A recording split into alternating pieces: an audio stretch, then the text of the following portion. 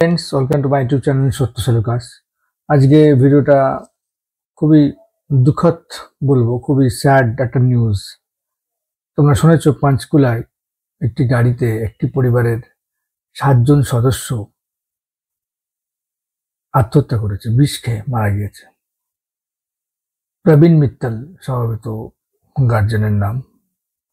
তার প্যারেন্টস এবং তার ছেলে মেয়ে সবাই মিলে গাড়ির মধ্যে আত্মহত্যা করেছে বিষ খেয়ে।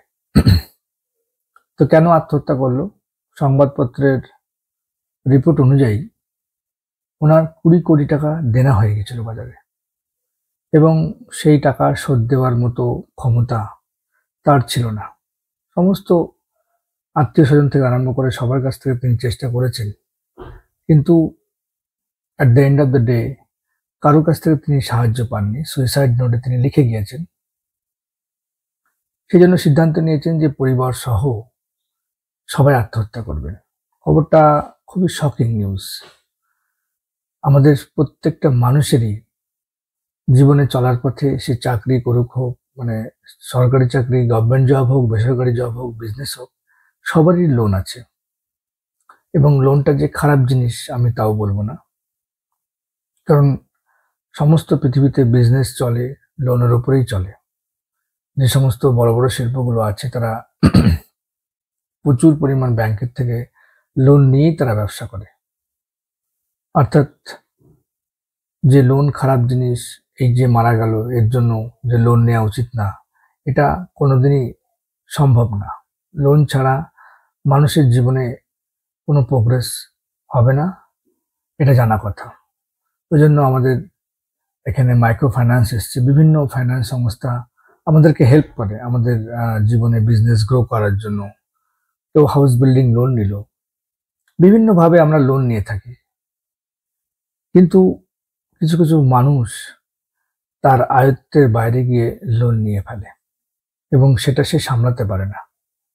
এবং আমরা যারা মিডল ক্লাস এবং লোয়ার মিডল ক্লাস, আমাদের কাছে আমাদের মান সম্মানটা একটা বিশাল বড় ফ্যাক্টর হয়ে দাঁড়ায়। সেই লোন শোধ করতে না পেরে যদি ব্যাংকের থেকে কেউ এসে আমাদের কটূক্তি করে, তাহলে আমাদের কিন্তু খুব খারাপ লাগে। আমরা সকল সময় সেটা লুকানোর চেষ্টা করি, যাতে পাড়া প্রতিবেশীরা না জানতে পারে যে আমি ঋণের জালে জড়িয়ে পড়েছি। এবং প্রবীণের ক্ষেত্রেও তাই হয়েছিল। তিনি তার মান সম্মানটাকে একদম প্রথমে রেখেছিলেন, যে এত টাকা ঋণ হয়েছে কিভাবে শোধ করব, সেজন্য পুরো পরিবারটা আত্মহত্যা করেছে। সুতরাং আমাদের যে অ্যাপ্রোচ হওয়া উচিত, যদি কখনো এরকম বিপদ আসে, কখনোই ঘাবড়ালে চলবে না। আইনি পরামর্শ, আইনি সহায়তা, বন্ধু বান্ধব, আত্মীয় স্বজন সবাই আছে, তাদেরকে বলে কোনো কিছু একটা উপায় যদি বার করা যায় অবশ্যই বার করতে হবে। কিন্তু কোনো মতে আত্মহত্যাটা এর আমি মেনে নিতে পারি না বা উচিত না। বিশেষ করে তাদের সন্তান সন্ততি, তারা তাদের সামনে কত বড় ভবিষ্যৎ ছিল, সেগুলো তারা শেষ করে দিল, পুরো পরিবার সহ শেষ হয়ে গেল। সেই জন্য আমার আজকের যে ভিডিওতে আমি একটি বার্তা দেব, যা কোনো সময় লোন হলেও, ঋণ হলেও কোনোদিন ঘাবড়াবেন না। কিভাবে পরিস্থিতি সামাল দেওয়া যায় সেটা চিন্তা করবেন, কারণ আত্মহত্যা করা কোনো সময় তার সলিউশন না। জীবনে চলার পথে বিভিন্ন চড়াই উতরাই আসবে, সেগুলোকে কাটিয়ে নিয়েই চলাই হচ্ছে জীবন। ঋণ হয়ে গিয়েছে বলে আত্মহত্যা করে নিলাম, এটা কোনোদিনই করা যাবে না, কারণ জীবন মহামূল্যবান। তার মূল্য কেউ আজ পর্যন্ত করার চেষ্টা করেনি বা হবেও না তার মূল্য। সুতরাং প্রবীণ মিত্তালের এই যে ঘটনাটা, এই ঘটনা আমাদের সমাজকে নাড়িয়ে দেয়। আমাদের যে ঋণের ব্যবস্থা, সেখানেও আমাদেরকে অবশ্যই গভর্নমেন্টের উচিত দেখা, যাতে এই ধরনের মানুষগুলো যারা এরকম ডেট ট্র্যাপে পড়ে যায়, তাদেরকে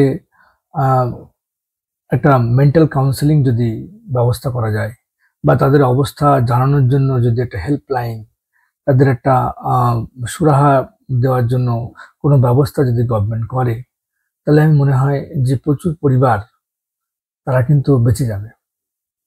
সুতরাং আপনারা ভালো থাকবেন। আমার ভিডিও ভালো লাগলে অবশ্যই লাইক করবেন, আমার চ্যানেলকে সাবস্ক্রাইব করবেন। Thank you, tata, bye by.